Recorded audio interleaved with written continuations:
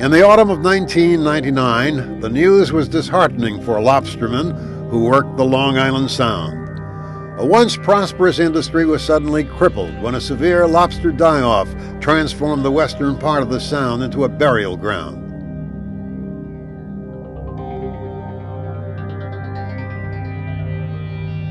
Lobster pots resembled mass graves as fishermen hauled one after another full of dead catch. Many of the lobstermen fishing the waters off Long Island and Connecticut were forced to abandon their livelihoods. Boats sitting idle at docks and the multitude of traps stored on land evidenced the collapse of a great Long Island fishery.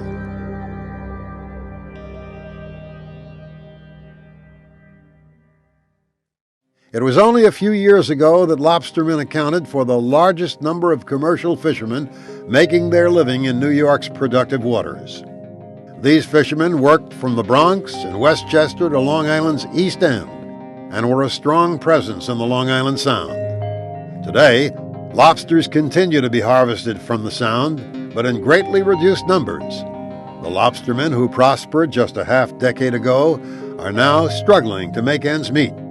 It only takes the few who still fish these waters to remind us that Long Island Sound is in jeopardy of losing a remarkable industry and a vital natural resource. Join us as we explore Long Island Sound lobster, a fishery on the brink.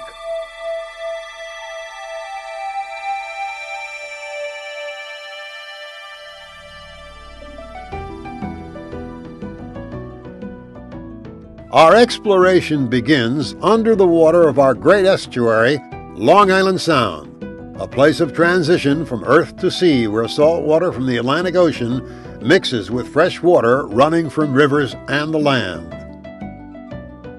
3 major freshwater rivers feed the Sound from as far away as New Hampshire and even Canada. The Sound's watershed is a vast area. It reaches 5 different states and supports a human population upwards of 15 million. The Sound itself is 21 miles across at its widest point and 110 miles long, covering an area of about 1,300 square miles. If we include all of the bays and inlets along the shore of Long Island and Connecticut, there are over 600 miles of coastline for us to live by and enjoy. The Sound averages 65 feet in depth, with pockets up to 200 feet deep, allowing the estuary to hold around 18 trillion gallons of water. It is within the tidal, sheltered waters of our estuary that we discover habitats that support an abundance and remarkable diversity of marine species, specially adapted for life at the brink of the sea. You may already be familiar with many of the marine organisms that inhabit this rich coastal environment. The Sound is home to flounder, striped bass, the prehistoric horseshoe crab, and various other plants and animals. However, were you also aware that the American lobster was a prominent member of this marine community? Up until very recently, New York State was the 3rd largest commercial lobster fishery in the United States, behind only Maine and Massachusetts. In 1998, over 8.5 million pounds of lobster, with a dockside value of $30 million, were landed at New York ports. In fact, throughout the 1990s, lobster was the most economically important marine species harvested in New York. However, history reveals that the lobster was not always regarded as such a valuable resource.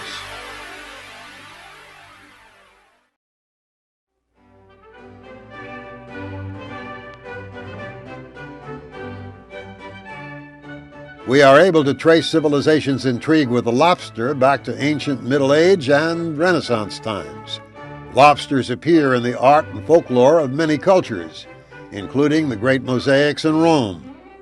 Some cultures went as far as to consider the lobster an aphrodisiac, and of course, in antiquity, like today, lobster was considered by many as food fit for emperors and kings.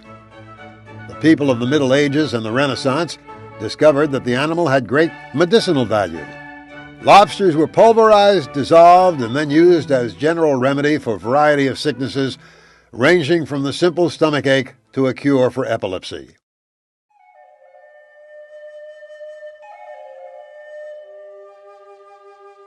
In the New World, lobsters were so plentiful that Native Americans would find them washed up on the shore after a storm.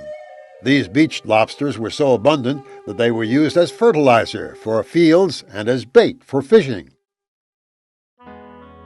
The story of the American lobster as a delicacy in the United States appears to be one of rags to riches. Surprisingly, the lobster did not retain its popularity with the Europeans and Americans in the 17th and 18th centuries. Believe it or not, the lobster was once so prolific on the northeastern seaboard that the early colonists considered it junk food. In fact, it was fed to servants and prisoners so frequently that Massachusetts passed a law restricting its use to no more than twice a week. Anything more would be considered cruel and unusual punishment. Although lobster harvesting has been a tradition in New York since colonial times, the trap fishery only came into existence in Maine around 1850. Eventually, a viable commercial fishery evolved around the production of canned lobster. As the demand for fresh lobster increased during World War II and industrial fishing practices flourished, an American delicacy was born.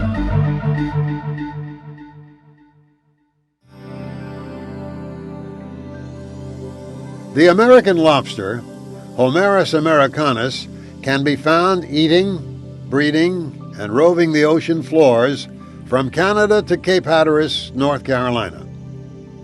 This widespread population can be found from the shallow intertidal zone to a depth of 1,500 feet offshore, but is most commonly found between the depths of 15 to 200 feet. Let us now take a closer look at this mysterious bottom dweller.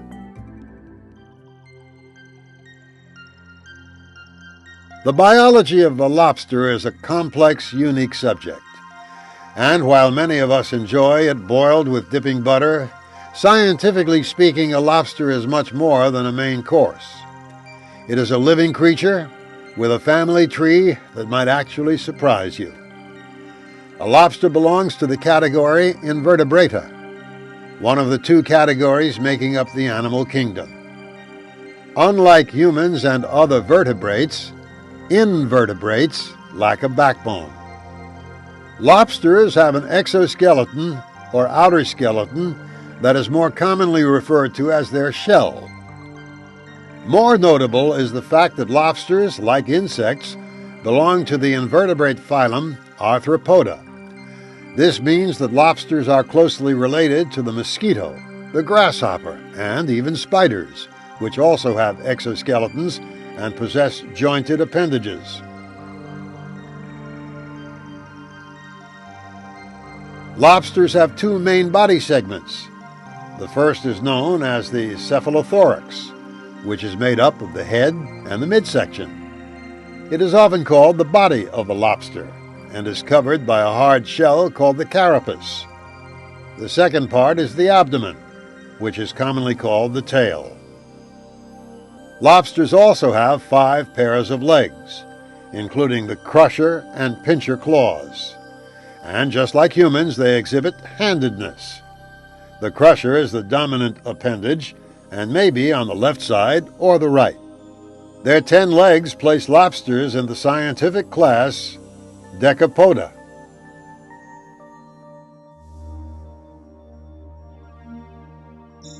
Although lobsters possess a fully functional set of eyes, they are of little use to the creature in sensing its environment. Instead, they use their highly developed systems of both smell and taste to regulate behavior. If we look closely at the cephalothorax, we can see that it bears the antennules, which contain the chemosensory organs that act as the nose of the lobster. Lobsters assess odors in the same way that humans do, by sniffing their environment. The chemoreceptors found in these short antennae detect distinct odors or chemical signals that are carried by seawater. The messages received by the fluttering antennules assist the lobster in finding food, choosing a mate, and deciding if danger is near. Amazingly, the more than 400 different types of receptors found on the delicate hairs of the antennules are sensitive enough to allow the lobster to distinguish between particular species of mussels. The antennae are much longer than the antennules and house the major touch receptors.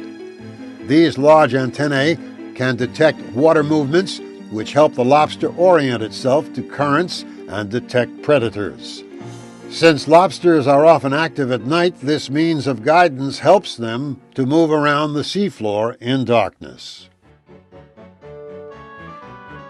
In areas such as Newfoundland and Maine, lobsters find their homes in the boulders and rock crevices that make up the landscape of the ocean bottom.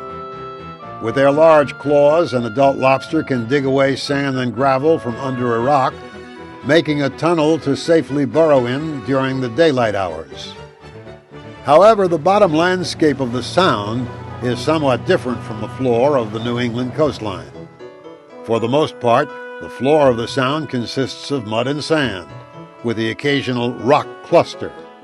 Yet despite its lack of boulder structure, the Sound once provided a highly productive habitat for the American lobster. The behaviors of lobsters are fascinating.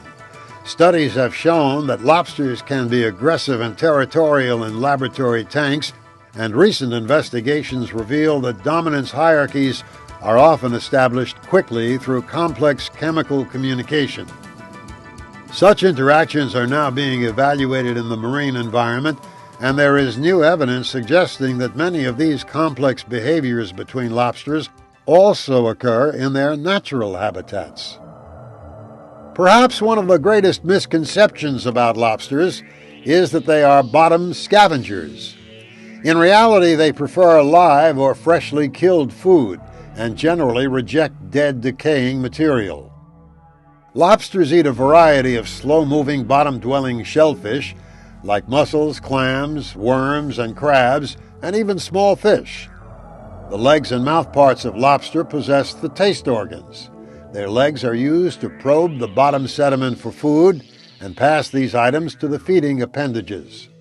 Here, the animal makes the final determination of whether something should be swallowed or not. The courtship and mating behavior of lobsters is a somewhat private affair.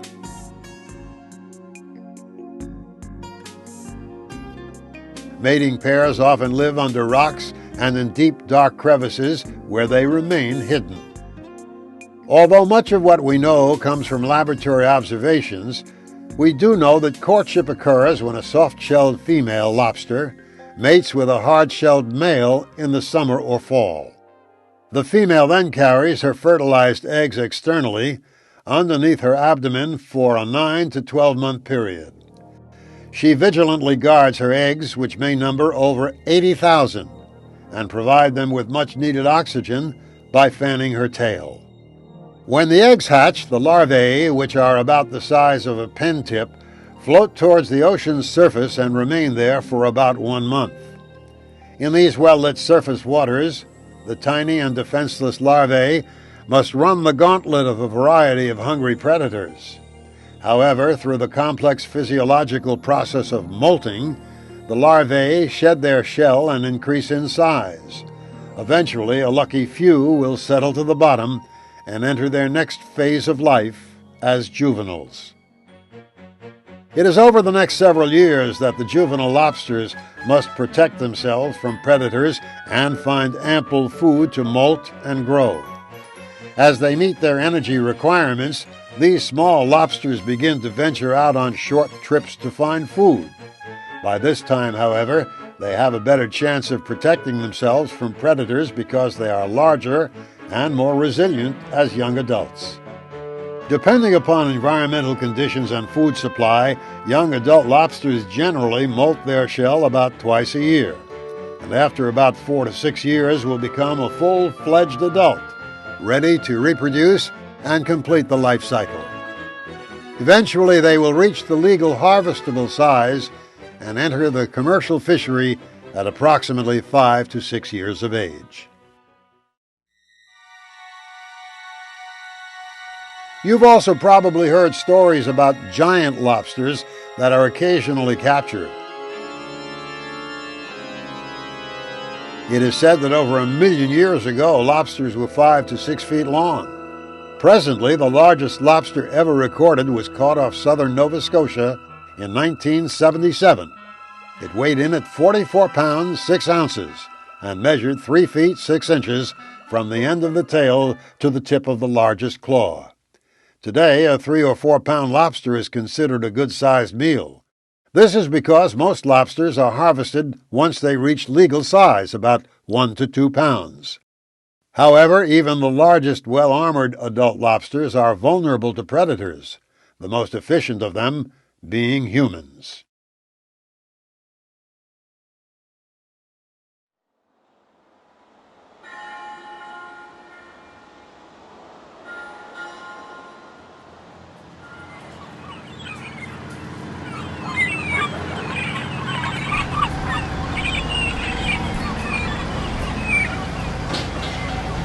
The call from the waking gull and the rustic growl of twin diesel engines begins the lobsterman's daily ritual.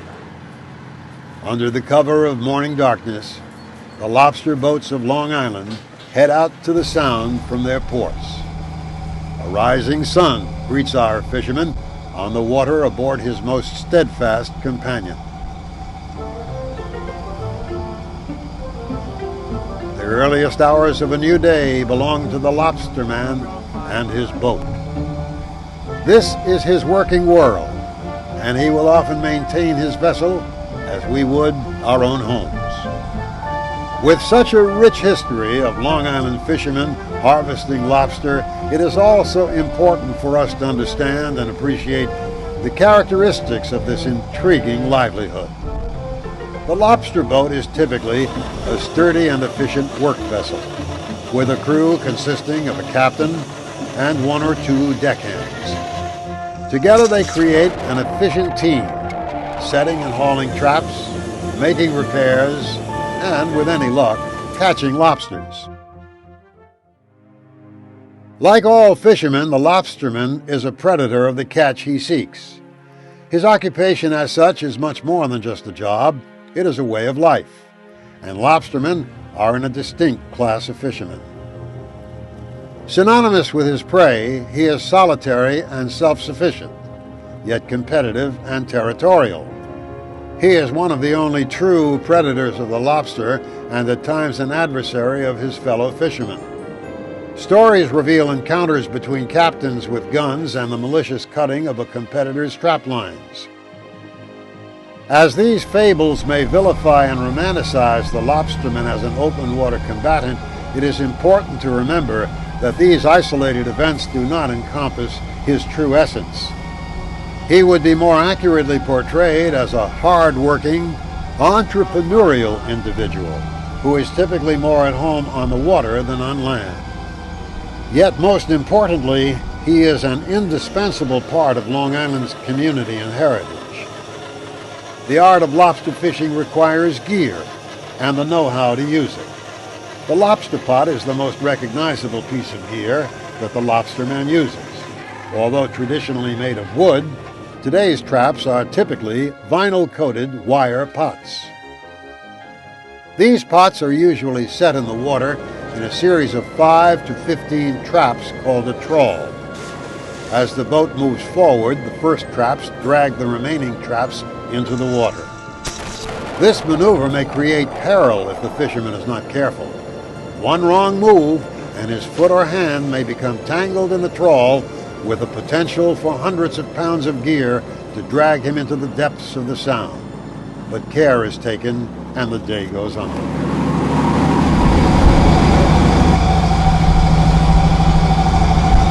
Have you ever wondered how the lobsterman locates his elusive catch?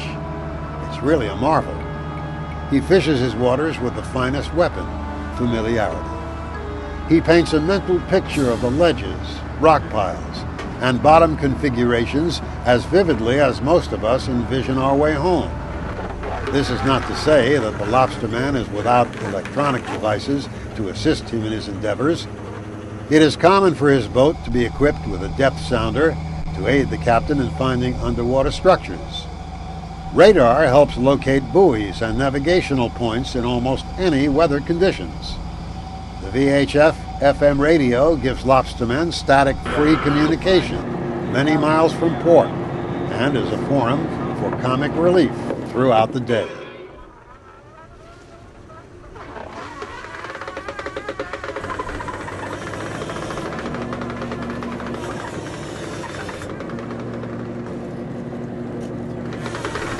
When the captain brings aboard the lobster pots with his motorized hauler, the task of measuring the catch begins.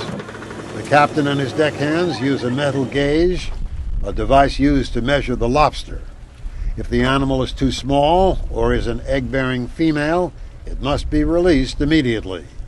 Otherwise, the lobster is banded and stored in the ship's holding tanks to be sold when they return to port. State and federal restrictions help ensure that lobsters have the opportunity to reproduce at least once and possibly several times before they reach their legal harvestable size.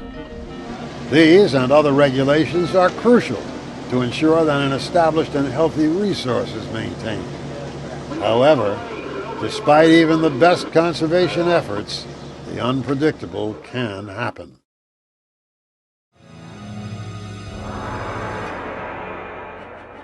It was during the fall months of 1998 when lobstermen fishing the western Long Island Sound began reporting diminished numbers in their catch. 1 year later, the state of the Long Island Sound lobster fishery became an issue of great concern. Dead and dying lobsters soon became the predominant catch. A severe and unexpected lobster die-off was underway and caught the industry and agencies by surprise. While there had been problems in the past, nothing of this scale had been seen before. The mortality was so great that state officials estimate that commercial landings declined by 90%, or 10 million pounds, in western Long Island Sound. The result was devastating, forcing many of the Sound's 300-plus lobstermen to stop pursuing their livelihoods. Initial agency response targeted the protozoan parasite Paramoeba as the immediate cause of mortality. However, the parasite theory continues to be a point of contention among scientists and lobstermen. In January of 2000, federal officials responded to the catastrophe by declaring Long Island Sound a fisheries disaster. There are many possible factors that could have contributed to the collapse of the lobster population. However, as of yet, no single cause has been pinpointed. The extensive list of potential causes includes environmental, physiological, and biological stresses, such as water quality, toxic sediments, elevated water temperatures, disease, and even pesticides. The one persistent factor that does affect the health of lobsters and many other marine organisms in the Sound is water quality, particularly dissolved oxygen levels. Imagine living in a world without enough oxygen to sustain life. In the lobster's world, this condition is called hypoxia, a technical term for low levels of oxygen in the bottom waters. This condition is a result of the over-fertilization of the Sound with nitrogen from sewage treatment plants and stormwater runoff containing various pollutants. When the nitrogen enters the Sound directly or through its watershed, it creates a dense algal bloom that eventually dies and settles to the bottom. The dead algae begin to decay through bacterial breakdown, a process that uses up oxygen. A result of this decay is below normal oxygen levels, which cause some organisms, such as the lobster, to suffocate and die. The excess nutrients that trigger hypoxia in the Sound are closely associated with human activities, reminding us that conditions like these can be reduced through management efforts. While no one factor seems to provide a definitive explanation for the mysterious 1999 lobster die-offs, research scientists currently hypothesize that it was the result of a combination of unfavorable environmental, physiological, and biological conditions acting on the lobster. Ongoing research will hopefully provide answers to these and other questions. Many federal and state programs, such as the Long Island Sound Study, and educational organizations such as Cornell Cooperative Extension and Sea Grant, are also working to help protect, restore, and enhance the marine environment. However, no single agency can do this alone. They need the help and cooperation of us all. The threats to the marine environment are many, but runoff and diffuse sources of pollution have been identified as the greatest challenge to the marine environment. Lawn fertilizers, pesticides, and oil drippings from our cars, which ultimately wash into the Sound when it rains, all take their toll on marine life and water quality. By understanding how our daily activities are linked to the health of the Sound, it becomes possible for us to help reduce harmful pollutants. Simple changes in our behaviors that reduce pollutants into the Sound can make a big difference and improve the overall quality of the marine environment.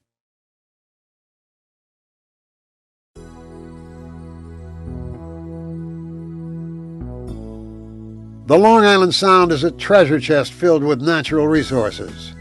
The story of the lobsters that once roamed her depths in great abundance and their subsequent disappearance undoubtedly has a sobering effect upon us all. It reminds us that we must respect our estuary and help protect and, if necessary, restore its wealth. We must also learn that there is value in stewardship practices and believe that the positive actions we take today can lead to an abundant and diverse marine ecosystem for future generations to enjoy, so they too can talk about the Long Island Sound lobster as one of their great resources.